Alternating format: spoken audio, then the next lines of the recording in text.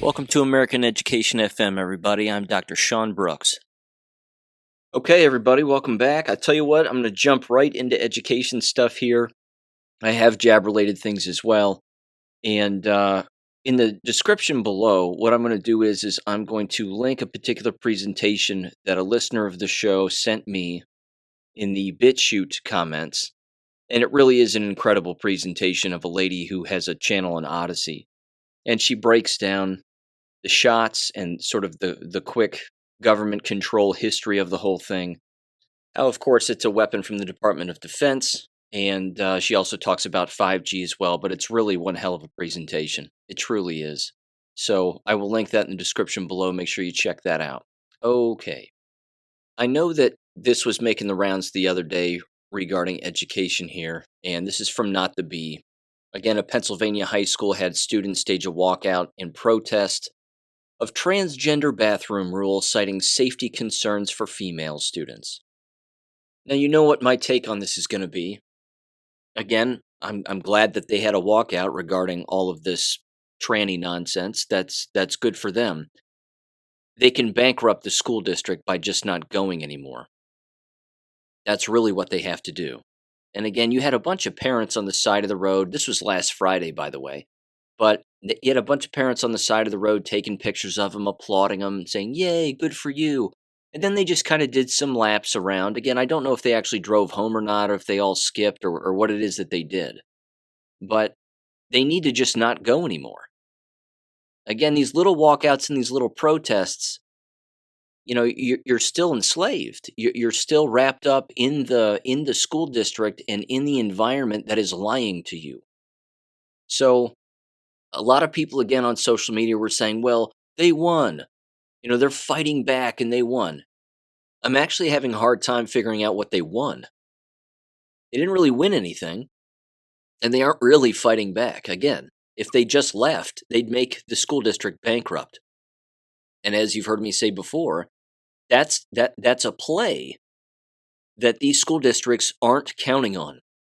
They know that many families are unaware of homeschooling. They know that endless students have the ability to read and write and teach themselves, but they love being the enslavers. And they love doing whatever they can, again, to just give the people who attend just enough to keep them there. But they also know that if they step too far, well, then, students are clearly going to walk out and engage in these little attention-getting protests, but if you really wanted to protest, you just leave permanently.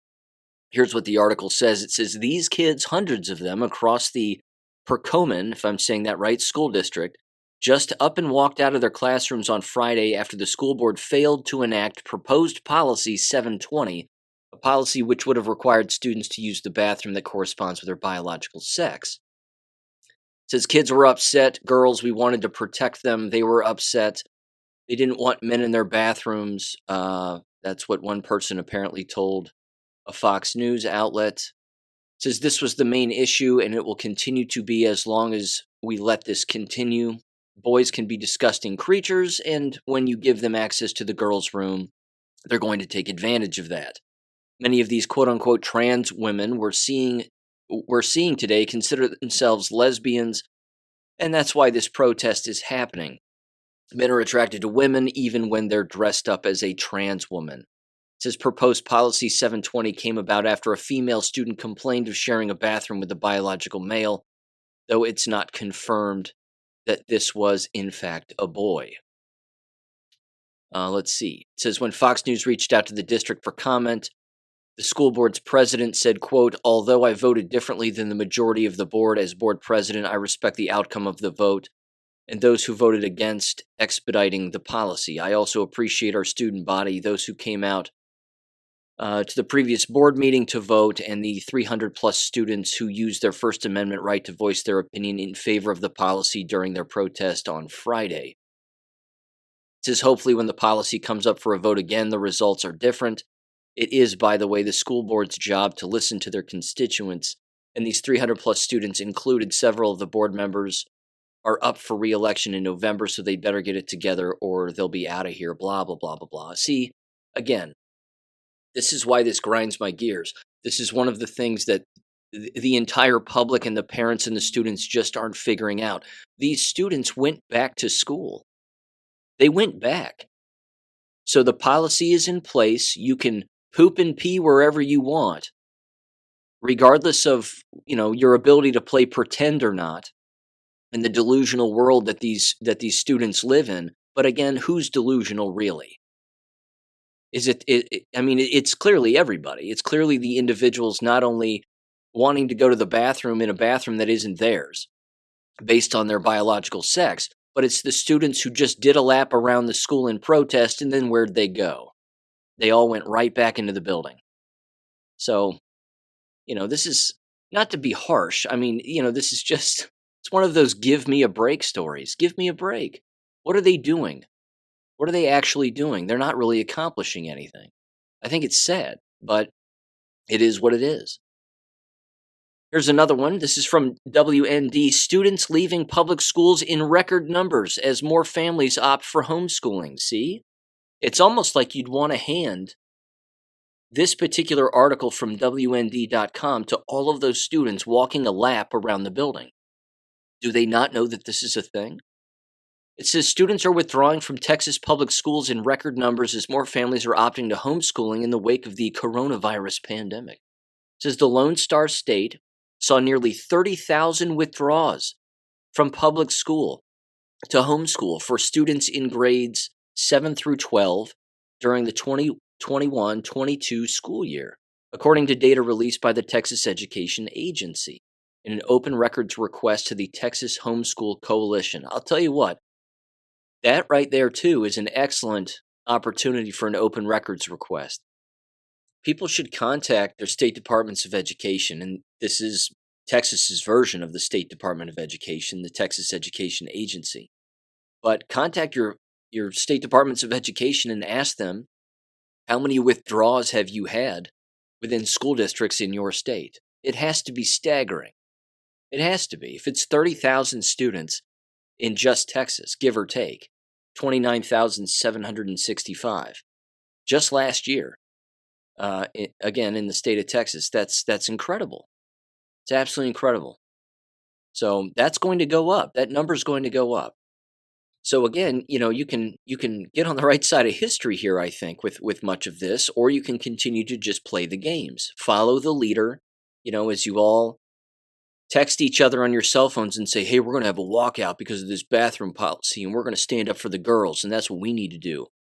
Stand up for yourself. Walk away from the entire environment. They will lose everything if people do that. They'll lose it all.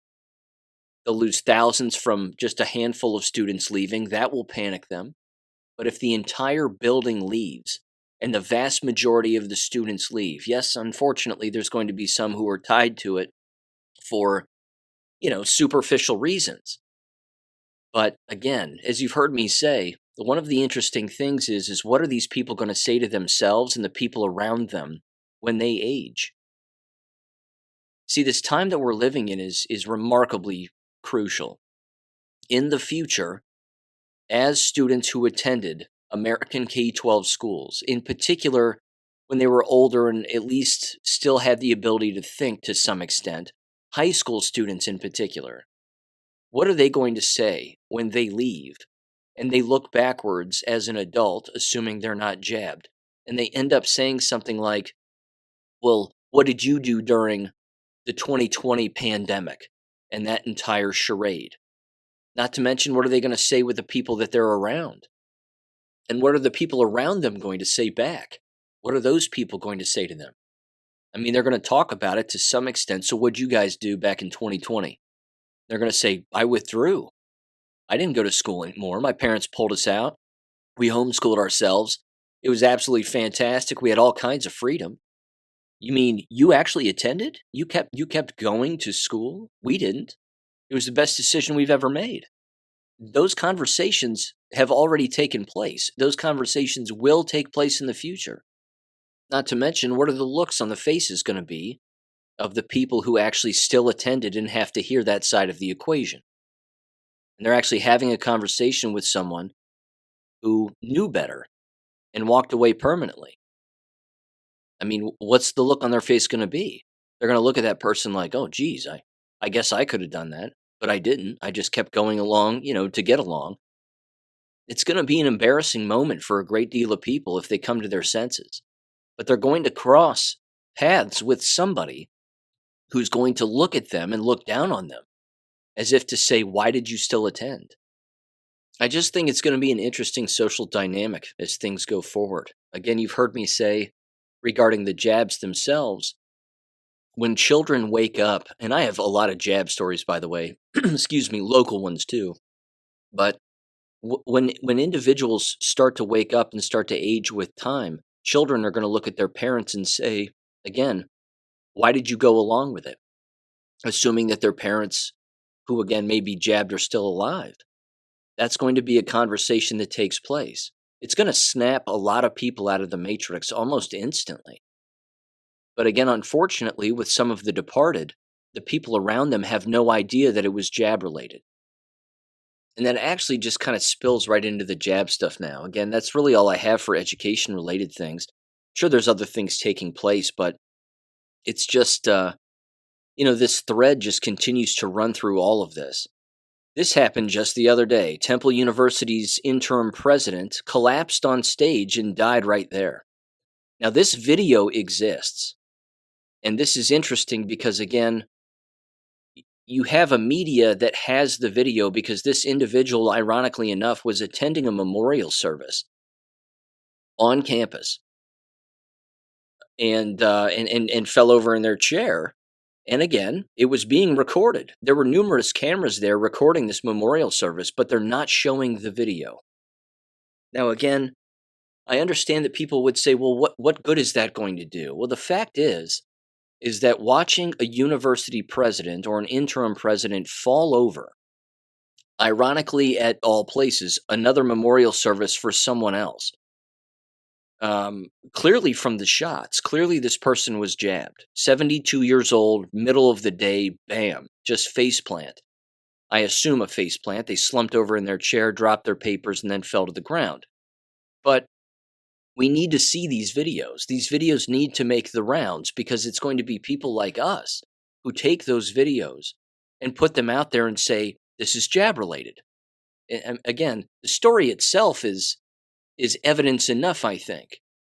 But unfortunately, the visual aspect of this is something that people have got to see. They have to see more of it.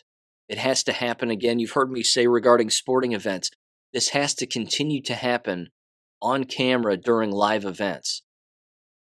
You saw the reaction. I mean, you talk about an experiment, a social experiment. We all remember the Damar Hamlin thing. Same thing. It was right there. You had probably 50% of the human population going, jabs, that's jab related, 100%. And then you had other people just shaking their head and going, oh, it's commotio cordis or whatever the hell, whatever excuse they used. Everybody got a crash course lesson in the media cover-up and the emotional media response. We need to not jump to conclusions. We don't really know what's happening, and let's just pray. That dude dropped dead right then and there, and he had at least 2 or 3 shots in him. Now we have, again, a Temple University president dying in front of an audience of individuals. And what? What are they saying? Not a peep about the jabs. I mean, clearly not from them. They're not going to admit that because they were in on it. Did Temple University force the jabs on people? I'm certain. Almost all of them did. But here's what it says. The acting president of Temple University in Philadelphia, Joanne A. Epps, last name is Epps, died Tuesday afternoon at the age of 72 after collapsing in a memorial service, the university said, following a rocky period of change for university leadership. Epps became ill on stage, collapsed while attending a memorial service for Charles Blockson, curator of the on-campus art gallery, the Blockson Collection. According to the university, she was transported to Temple University Hospital and pronounced dead at 3:15 p.m. on Tuesday. University Board Chairman Mitchell Morgan said, quote, "There's no words that can describe the gravity of the sadness of this loss." Well, there are words. She was jabbed, and you all forced it on people, and you all went along with it. You went along with your own demise. That's what could be said. Those are the words that I would choose. University did not immediately provide a cause of death, but said her death was sudden. Strange choice of words there. She just died suddenly, quote unquote. It's almost like there's been documentaries with that exact same title, or at least one documentary certainly with that title, along with endless other headlines. Who knew that dying suddenly was a cause of death or a medical condition? Weird. Ken Kaiser, it says, senior vice president and chief operating officer at Temple University, said at a news conference, "We are not aware that President Epps had any health issues," according to the Associated Press. So no health issues, falls over. What could it possibly be? What could it be? So there's that. That happened. There's also this, and this was taught to me by our educator in Louisiana. Which, by the way, I know I bash sports a lot, but please, if if there's a casualty as a result of the jabs or a major surgery or something related to the jabs, always send it to me. This is a societal aspect that is, I mean, you just can't ignore it. But this has to do with an LSU football player by the name of Greg Brooks Jr. This individual is alive, but had a brain tumor removed. And this audio that was sent to me, there's really nothing to play necessarily, but this individual has the YouTube channel LSU Odyssey. So it's basically a local kid who reports on particular things regarding LSU and certainly sports. But this is jab related, ladies and gentlemen. I've covered LSU at length here regarding their jab policy. They needed people to be boosted if you wanted to attend their graduate school. And they may still require the jabs. I don't think they do, but they certainly did very strongly there for a couple of years. You had to have at least two to attend. Certainly they're undergraduates. And this particular football player was a fifth-year senior. So, brain tumor. Now, right out of the gate, this young guy who is explaining the situation briefly, he never says jabs, doesn't bring it up once, but he blames the hot weather. Well, we know it's hot in Louisiana, and those practices are really hard, and I can only imagine how taxing that can be on the entire body. But he was complaining of headaches for quite some time, and they thought maybe dehydration, but it turns out he had a brain tumor. I mean, please. This is criminal. This is the largest, it's the largest criminal act in genocide that's ever taken place. Endless people are bringing this up, but politicians aren't touching it with a 10-foot pole. Business leaders, quote unquote, aren't touching this with a 10-foot pole. Insurance rates are going through the roof, but no one's making that connection as to why that's the case. Schools aren't bringing this up. Yet a university president fall over dead. Not a peep. Not a peep. It's amazing. It's absolutely amazing. And everybody's in on it because they're all taking money. They're all taking money. Hospitals, sheriff's departments, politicians, you name it. They're all taking money. Meanwhile, at the southern border, we're being invaded by people who are not jabbed, won't get jabbed, aren't required to get jabbed. If people can't see that this is race replacement and people can't see that this is a population replacement and population decline, I'm sorry. You're dead asleep. That's why you can't see it. And it just continues to occur. That actually brings me to this. This is a bit of a local issue that requires some explanation.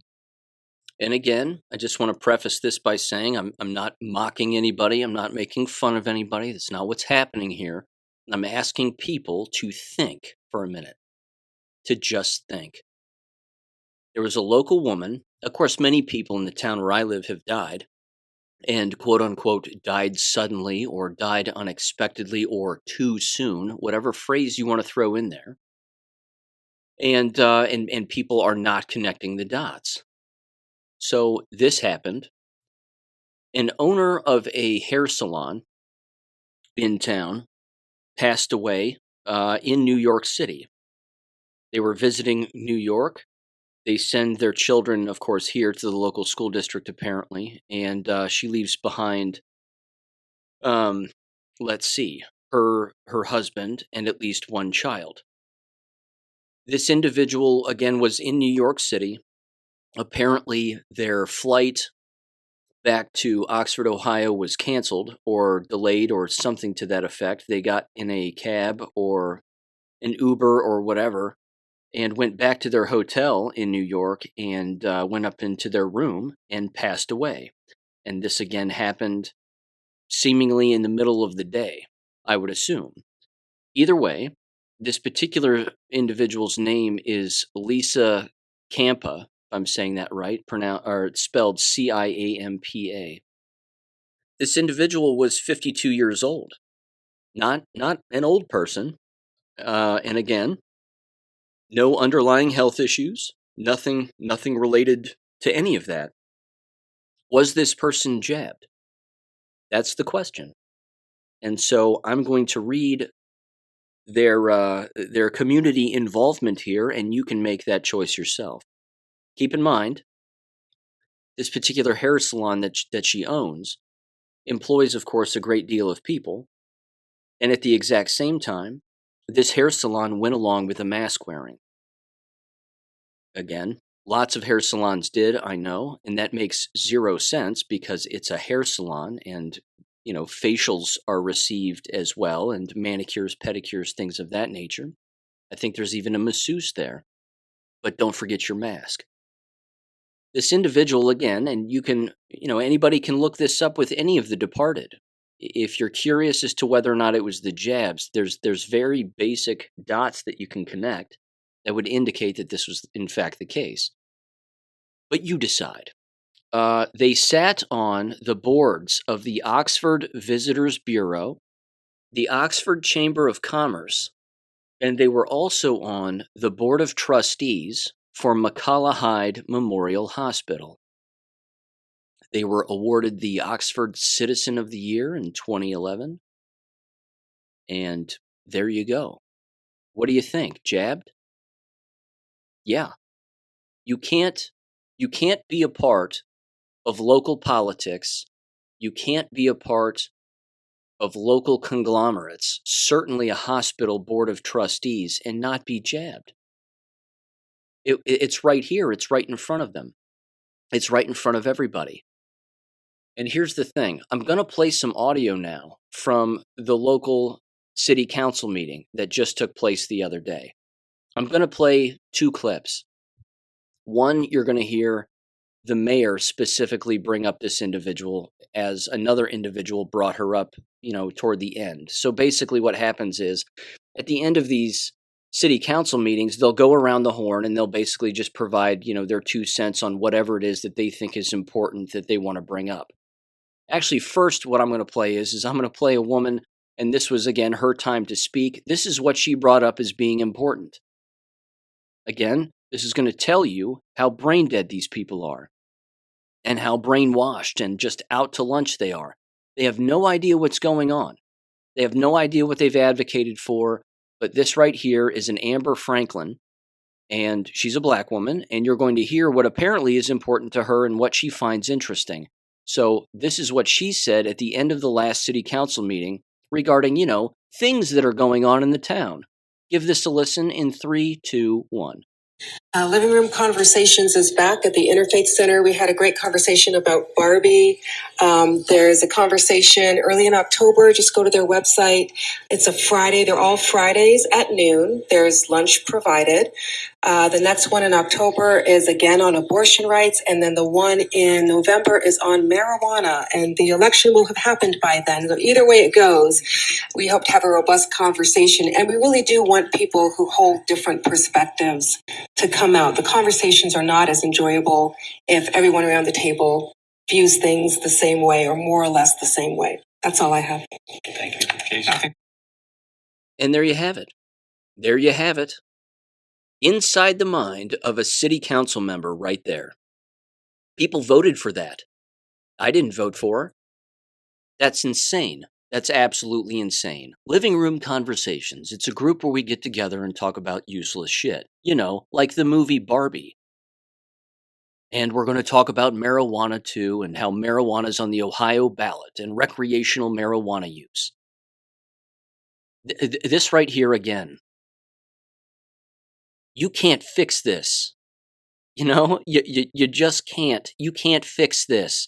If I showed up to that meeting and started railing on these people and saying, look, you're talking about Barbie and dope.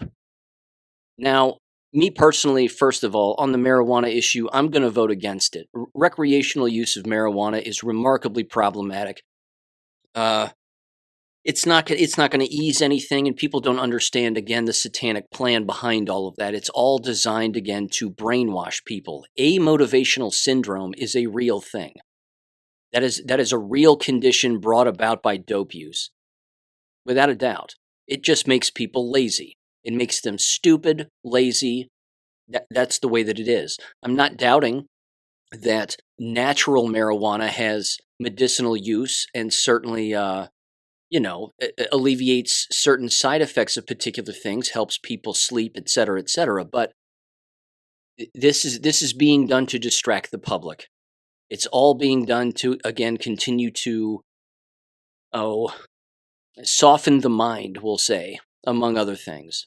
So that's my stance on that. But again, getting together, having free lunch on taxpayer dollars, and then talking about Barbie and other useless crap. And then, of course, begging people who don't agree with them to show up, because yes, it's an echo chamber.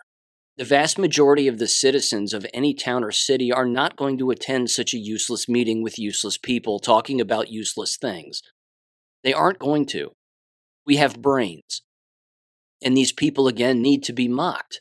They need to be mocked, ridiculed, and made fun of because such a group is funded by the tax dollars of a surrounding town. They're paying for this. That lunch isn't free. Someone bought it. Probably came right out of city council's pocket, which again is your tax dollars. But if I showed up to such a meeting and started talking about the bioweapon jabs that are killing copious amounts of people, including everyone who takes them, and that those people are permanently sick now because they have permanently damaged DNA, and I said this to their faces, what would the looks on all their faces be? Because let's face it, they're all jabbed. All the people attending those living room conversations with a city council member, they're all jabbed. These city council members pushed the jabs on people. They invited in the director of the hospital, the same hospital who had a hair salon owner sit on the board of, the board of trustees for, and everybody's just intermingling and influencing one another and all agreeing. And again, when everybody's thinking alike, someone's not thinking, and they're all jabbed, and now one of their own is dead, and they can't figure out why. Here's the mayor of this stupid little town, and here's his words regarding the salon owner's passing. Listen to the words he says. Listen to the choice of words. Give this a listen. Thank you, Dave. I was going to mention the same thing. I can't even imagine what Bob is going through or what their children are going through. It's just so sudden and so unexpected. But she was a big pillar to our community in so many different ways, as you mentioned. So keep one another safe and, tell people you love them while you got them, I think. I detest this man. I detest him. He's a full-blown sociopath. He will stab you in the back in one instance, and then when he has a face-to-face with you, he'll be cordial. I mean, I don't like these people. I don't like people who do that, and those people, of course, are everywhere.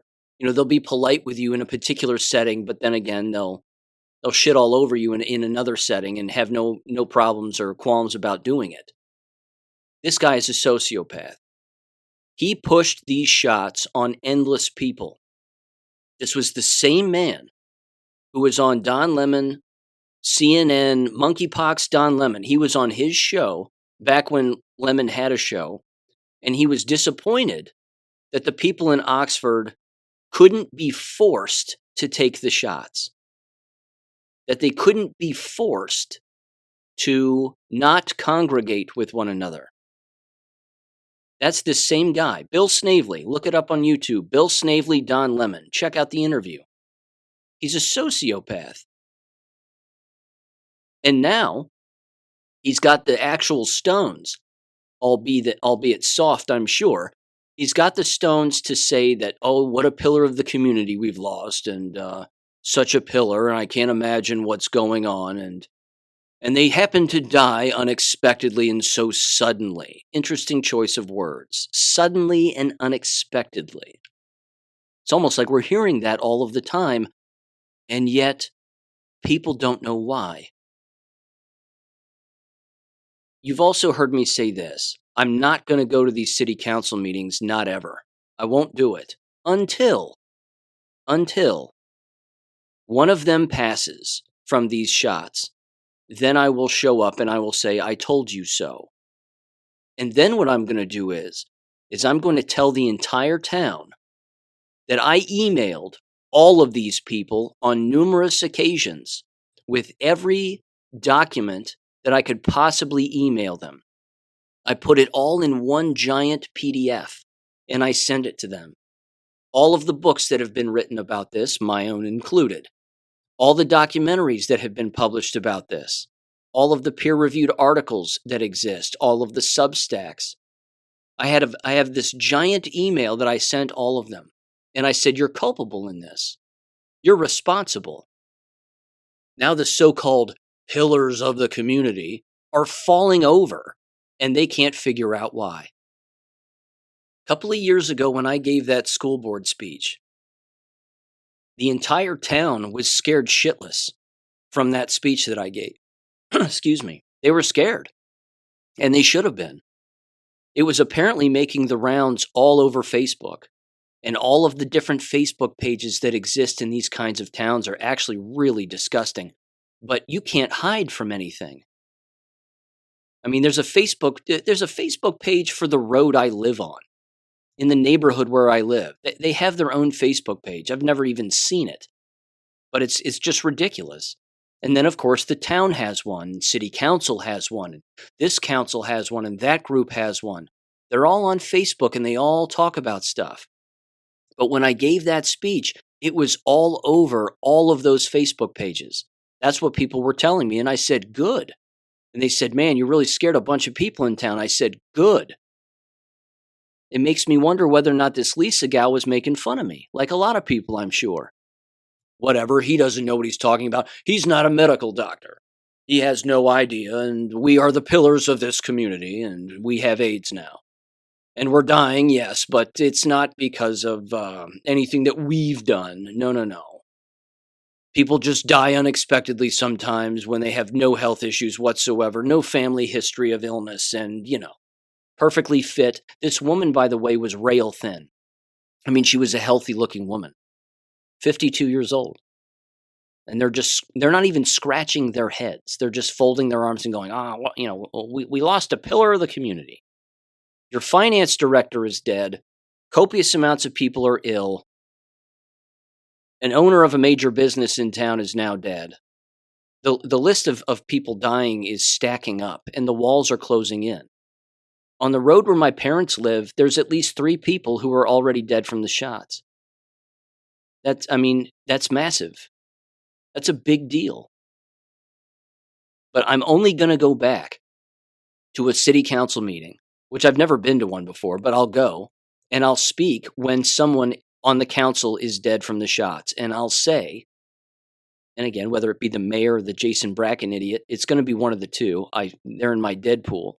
But either one of them, if either one of them goes, I'm going to go back and say, I told you so. And I'm going to tell the people of Oxford that I've been emailing these people about this, which means they haven't been keeping people safe. They aren't educating themselves about what's going on. But we know that nobody is, don't we? No one's educating themselves about what's going on. Sheriff's departments took money. I've been over that. They all got grant money, millions and millions and millions of dollars. So they're all in on it. They're not keeping anybody safe. Local police departments aren't keeping anybody safe from these biological weapons. City councils aren't, because they're all jabbed and they watch CNN and, think that climate change is a real thing. Remember, living room conversations talking about Barbie. We had a great conversation about Barbie and what it means and what's the bigger picture, and let's put our heads together and figure this out. Honest to Christ. There's also this, by the way.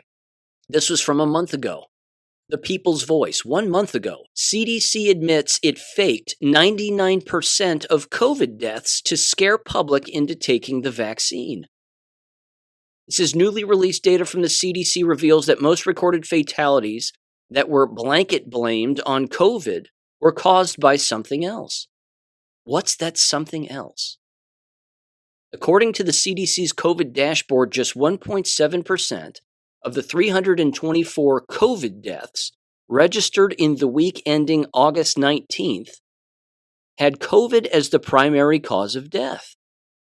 Disturbingly, the vast majority of the people who were labeled as COVID deaths, quote unquote, actually died of other causes, such as cancer and heart disease, many of which could have been caused by the COVID jab itself.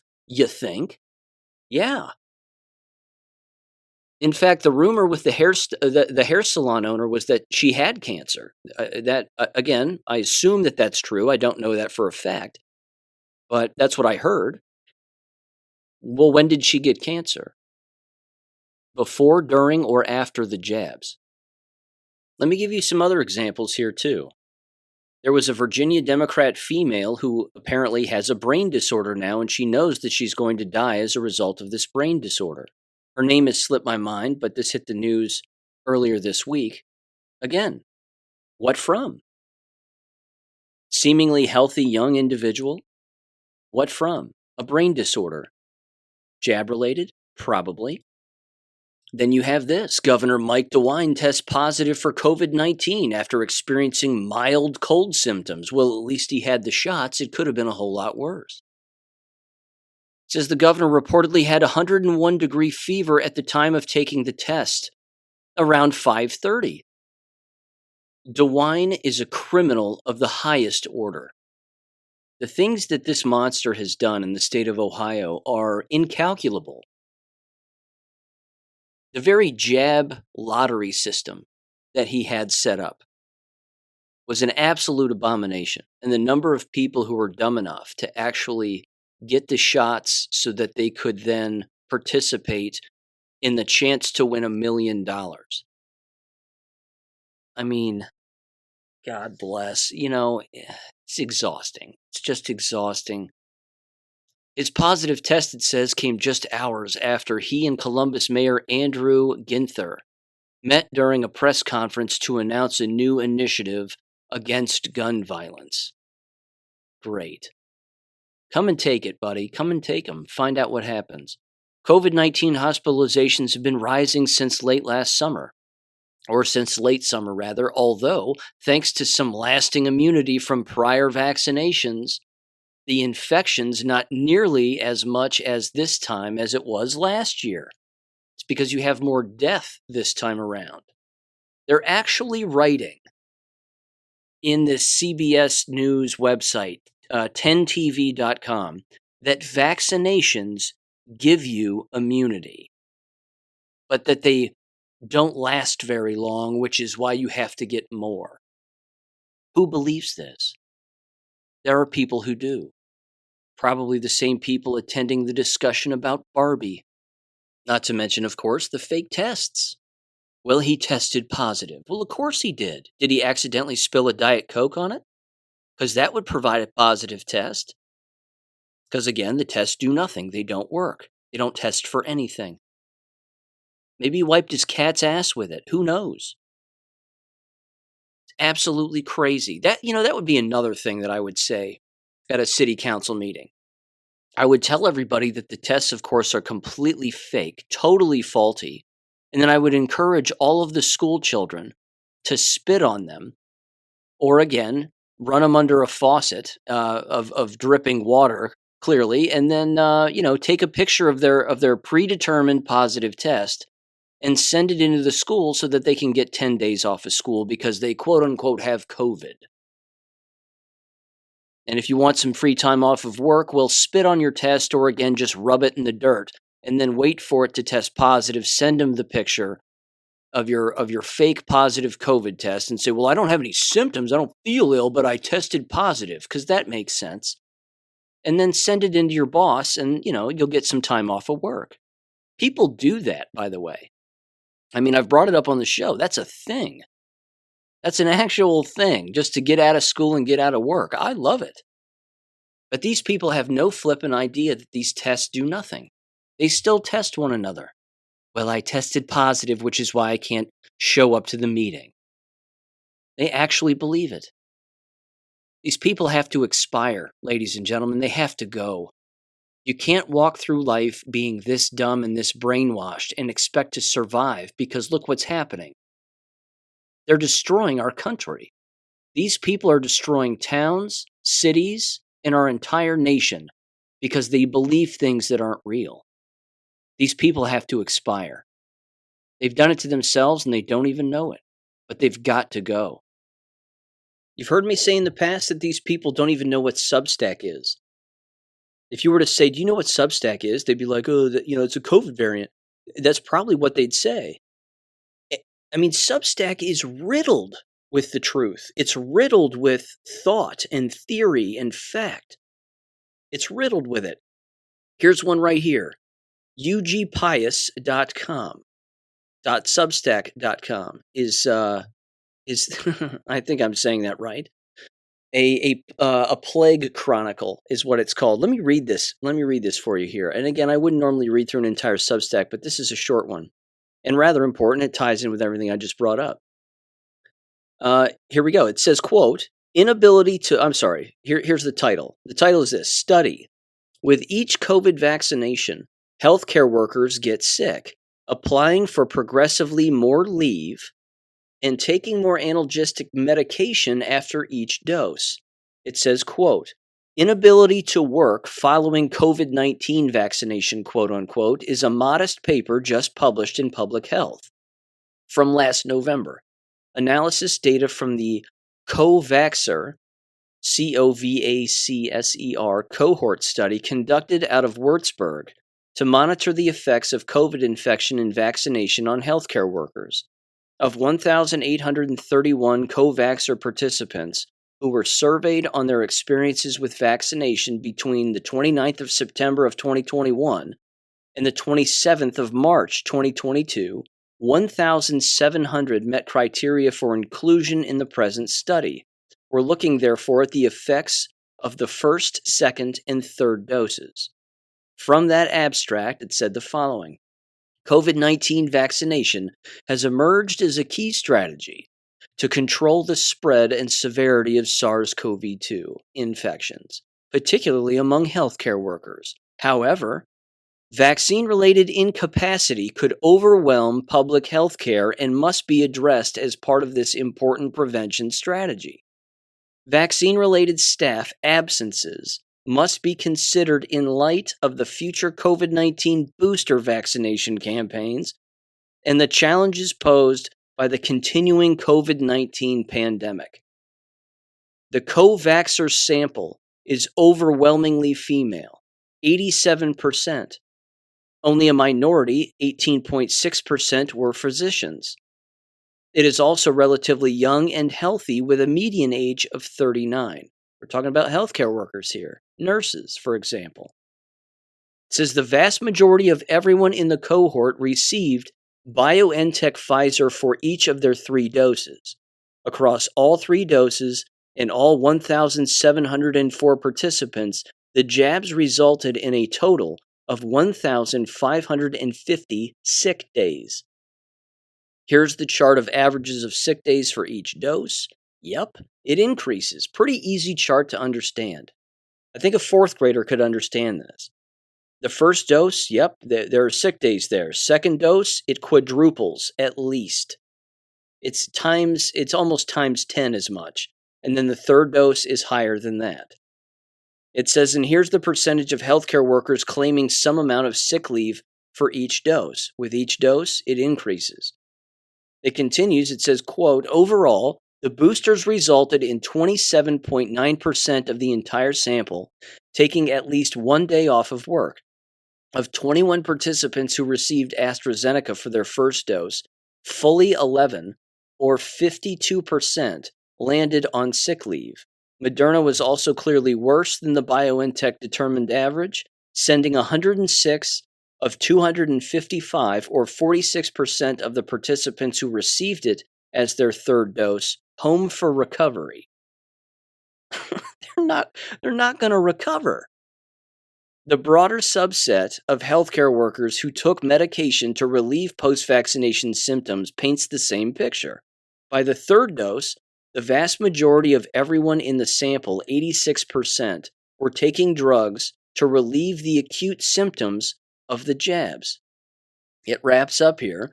It says the gender breakdown is interesting. Males were less likely to take medication after the first and second doses, 16.6% versus 24%, and 31.5% versus 49.6% respectively. But by the third dose, this gender difference disappeared.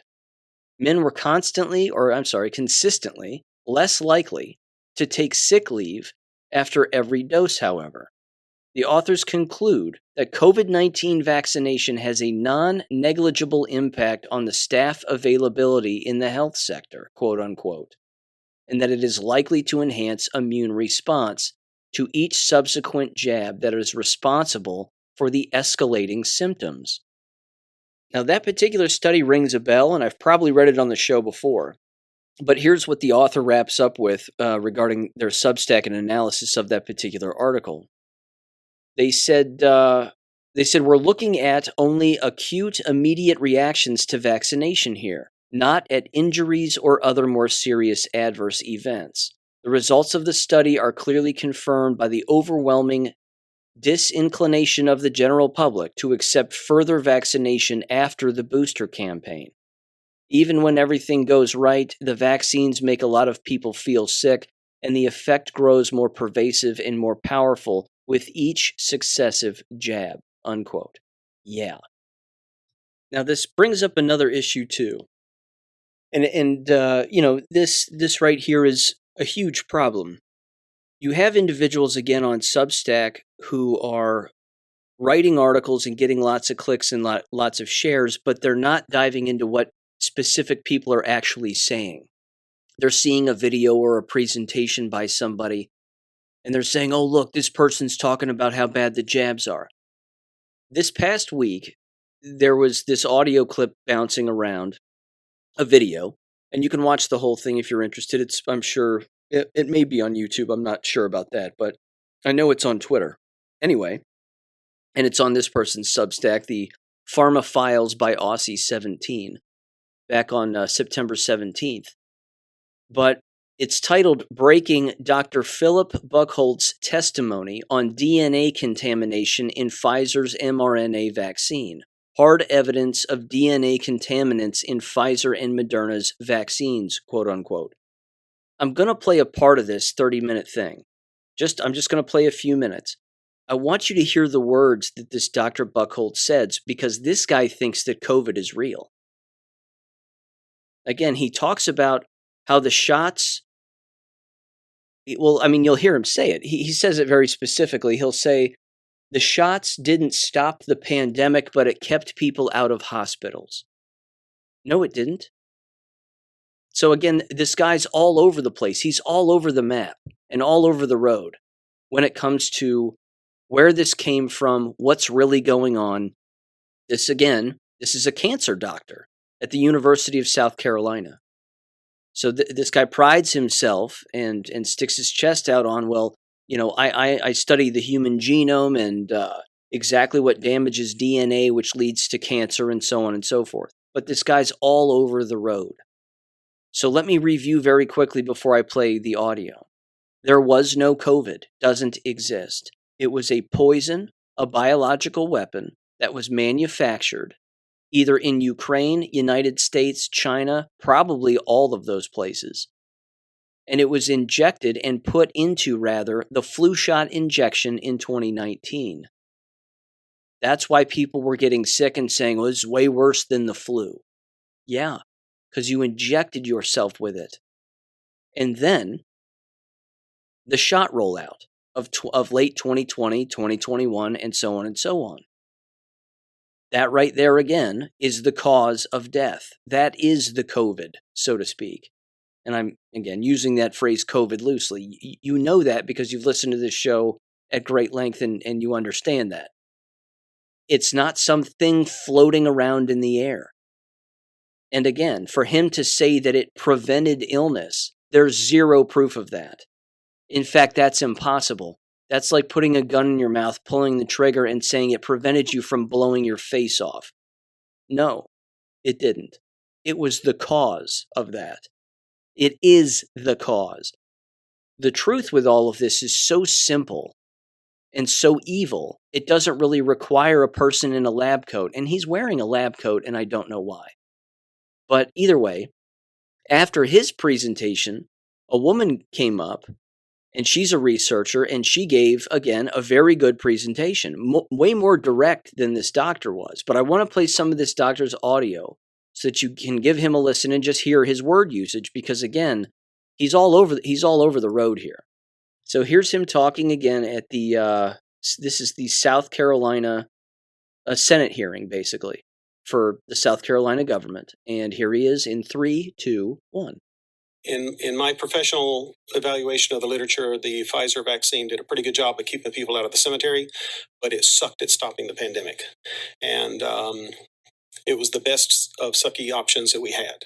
And I still believe that it was deployed mostly in good faith, but there were a lot of shortcuts taken because the house was on fire, and we could do a better job next time from the lessons that we're going to learn here. That's my own personal view of this, but I'm also, my philosophical bent here is, I'm sure many of you have heard of Occam's razor, right? Choose the simplest of explanations. Well, there's another one called Hanlon's razor, which is never attribute malice to that which can be better explained by incompetence. And so I'm trying to be gracious here in many circumstances. There could be malice underneath, but I'm trying to see just incompetence to be gracious. So the Pfizer vaccine is contaminated with plasmid DNA. It's not just mRNA. It's got bits of DNA in it. This DNA is the DNA vector that was used as the template for the in vitro transcription reaction when they made the mRNA. I know this is true because I sequenced it in my own lab. The vials of Pfizer vaccine that were given out here in Columbia, one of my colleagues was in charge of that vaccination program in the College of Pharmacy, and for reasons that I still don't understand, he kept every single vial. So he had a whole freezer full of the empty vials. Well, the empty vials have a little tiny bit in the bottom of them. He gave them all to me, and I looked at them. We had 2 batches that were given out here in Columbia, and I checked these 2 batches, and I checked them by sequencing. And I sequenced all the DNA that was in the vaccine, and I can see what's in there. And it's surprising that there's any DNA in there, and you can kind of work out what it is and how it got there. And I'm kind of alarmed about the possible consequences of this, both in terms of human health and biology, but you should be alarmed about the regulatory process that allowed it to get there. So this DNA, in my view, it could be causing some of the rare but serious side effects like death from cardiac arrest. There's a lot of cases now of people having suspicious death after vaccine. It's hard to prove what caused it. It's just, temporally associated. And this DNA is a plausible mechanism. Okay. This DNA can and likely will integrate into the genomic DNA of cells that got transfected with the vaccine mix. This is just the way it works. We do this in the lab all the time. We take pieces of DNA, we mix them up with a lipid complex like the Pfizer vaccine is in. We pour it onto cells, and a lot of it gets into the cells, and a lot of it gets into the DNA of those cells, and it becomes a permanent fixture of the cell. It's not just a temporary a temporary thing. It is in that cell and all of its progeny from now on forevermore. Amen. So that's why I'm kind of alarmed about this DNA being in the vaccine. It's different from RNA because it can be permanent. Like I said, he's all over the board. He's all over the map. He's not consistent, but again has the I don't know. It's misplaced, the referencing of Occam's razor, and then this other example that he brings up, which basically says, "Hey, look, if you're not as qualified as me, then you can't talk about it. Then you're just ignorant." Well, let's examine a few things. He doesn't think that there's malice necessarily behind this. He might think that there is, as he said, but he's chalking it up to, let's just look at it as if the people who made this are ignorant. No. Nope. It's a kill weapon. That's the whole point. In the presentation that I'm going to link in the description below, it's 27 minutes long from a woman who's very knowledgeable on all of this DoD stuff. She talks about the kill box, again, wireless radiation, 5G, the shots, the whole thing. She brings all of it up. Very convincing presentation. She mentions a point in her presentation where she says, "Don't you find it suspicious that you're not going to find two medical doctors talking about the exact same thing regarding these shots? They're all saying different stuff. Doesn't matter if they're in America, doesn't matter if they're in Europe, doesn't matter if they're in Russia, doesn't matter where they are. They're all saying different things." And she says, and these are the so-called awake doctors. But no one's on the same page. No one can say the same thing about what these shots are doing and what is in them. Everybody's saying completely different stuff. That's why you have the Peter McCulloughs of the world saying variants. Well, there's variants out there and all these variants. There are no variants. And then there are doctors who say there's no variants. They don't exist. There's just permanently damaged DNA that is your DNA as a result of these shots. Now, again, he basically says that there's just a temporal association, so to speak, with these shots and potential illness. Let me make this pretty clear. If you're in a movie theater and no one else is in the movie theater, and the person who is inside of a movie theater where you're actually sitting down and watching a movie, okay? They open up the door to walk into the movie theater, and there's a grizzly bear in there. And the grizzly bear attacks them. And then the grizzly bear leaves, and then the grizzly bear knocks on the door again. And then the person opens up the door, and the grizzly bear goes after him again. And then they close the door again, and then the grizzly bear leaves, of course, and then comes back. And then the person ends up dying. All the police show up, the public finds out, well, how did the person die? Everybody who was a witness or everybody who was there in the same building goes, well, we're not sure. We're not sure how they died.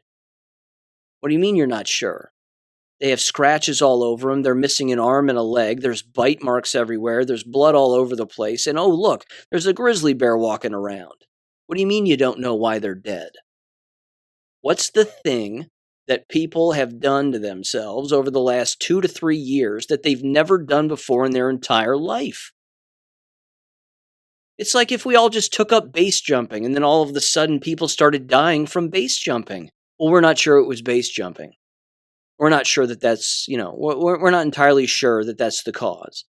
A lot of people jumping off of cliffs and, we're not entirely sure that that's the cause of their death. Could be something else. Could be an underlying health issue.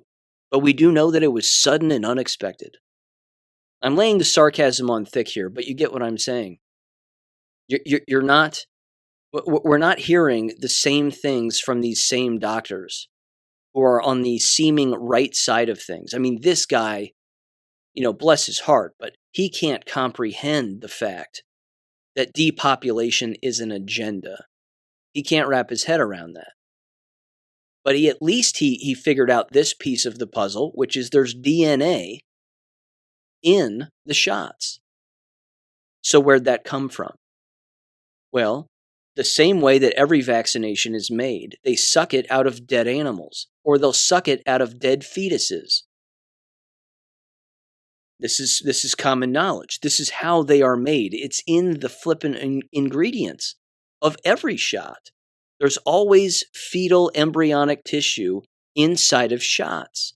When you do that and you take that DNA that is not yours and inject it into yourself, you are hijacking your own DNA. You're not making it stronger. You're killing yourself. Now, he could have said that, and he should know that. But it's a 30-some-odd long presentation. Maybe somewhere he ultimately says that. Highly unlikely. He's playing nice here, and he's playing kind. And again, he's chalking it up to, well, you as elected officials have a decision to make and whatever else. And then the woman who gives a presentation after him, and she gives about a 15-minute presentation, which is in the last war video, by the way, but she openly says, you got to remove these shots now. Let me play a little audio from that, because again, she too is a research doctor, if memory serves, if not an actual medical doctor. But she's looking at the statistics, of course, of the deaths, and she references VAERS, which is a huge mistake because VAERS isn't accurate at all. And with that said, she's kind of all over the place. Well-intended, just like the last guy, well-intended, but she's all over the place. So give this a listen too. This is a safety signal. This is the platform itself, okay? In the clinical trials, we saw deaths. We definitely had deaths.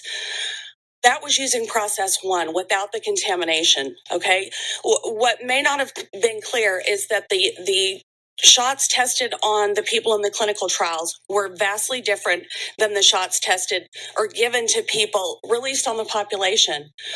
I'm short on time, so I'm trying to fit this in.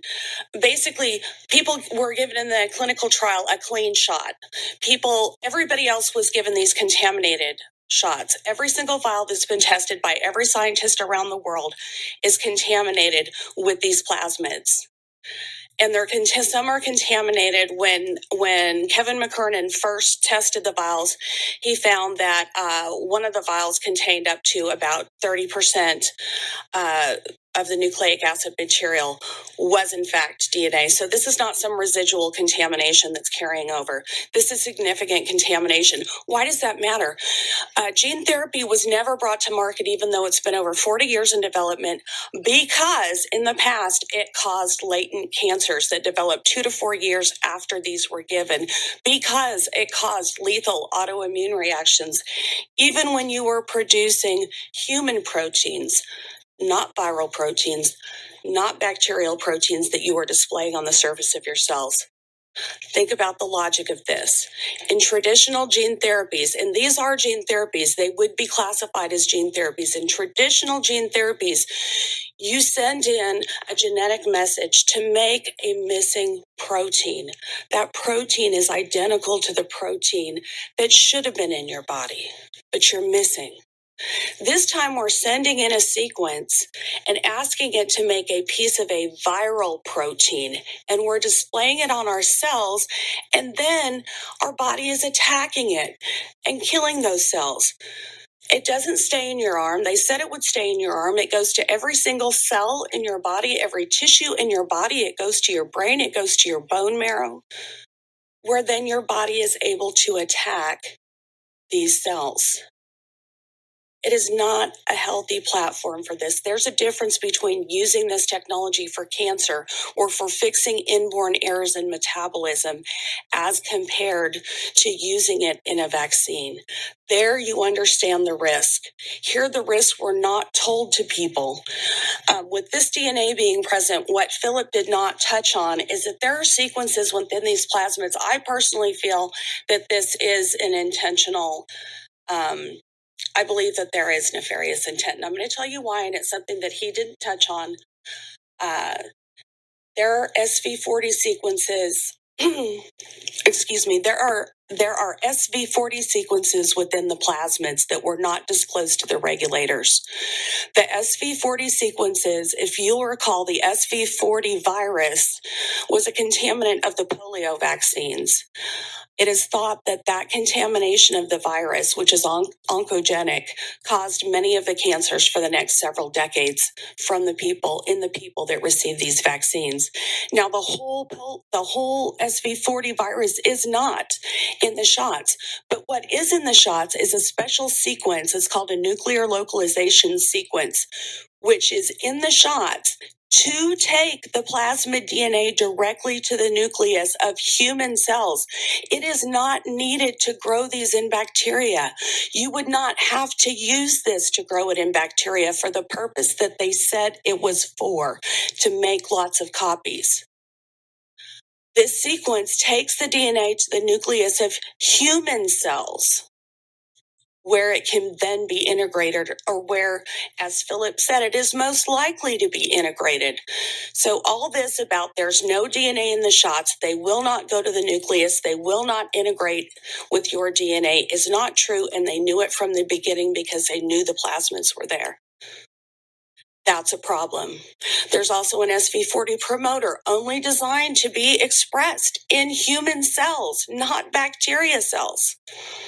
Now, Philip has checked in something he didn't say, which is good news for people. Dr. Buchholz, I keep saying Philip, which is good news for people, is that most of the sequences were broken.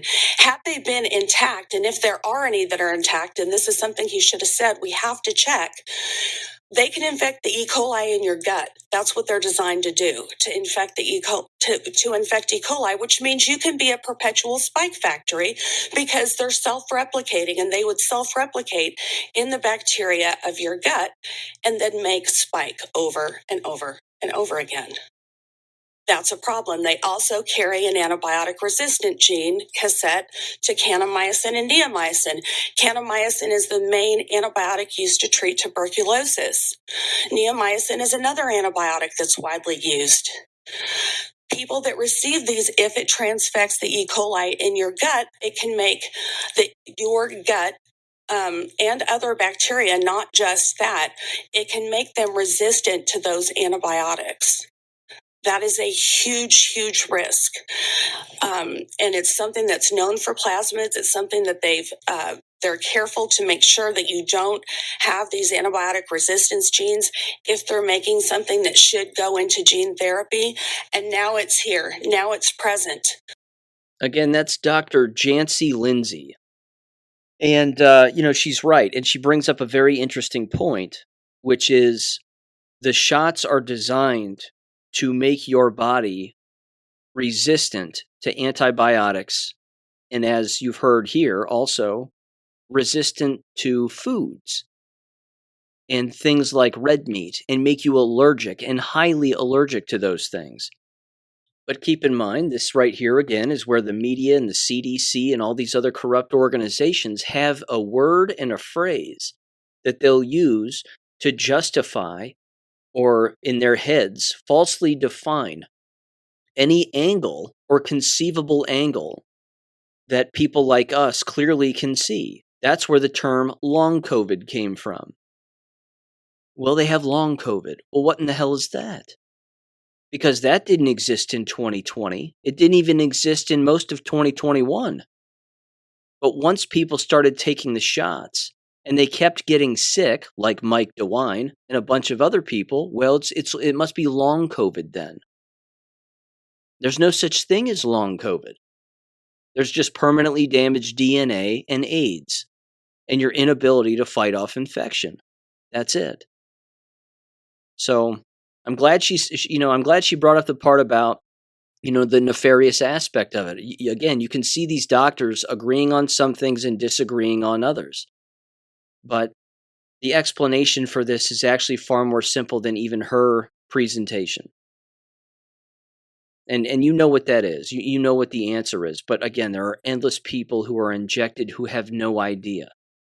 The quote-unquote pillars of community, ladies and gentlemen, they're all falling down.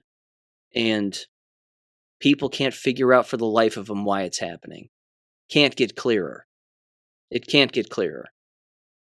I'm going to end with this. This is a text message here that I just got from AJ Gochik, our favorite California lawyer. And he's got two stories here. It's an interesting and certainly a fitting end to this episode, I think. He said the following. He said, "Hey, Sean, I drove to Walgreens in Palo Alto yesterday. Parking lot was full. Can't remember seeing that before. Parked and walked in. Long lines at the pharmacy counter. Dozens of mostly boomer and silent generation types waiting to get the new COVID boosters, quote unquote.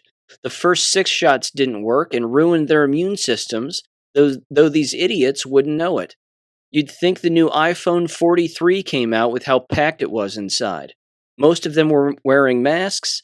It looked like, rather, summer of 2020 all over again. I left. No point hanging around all the shedders."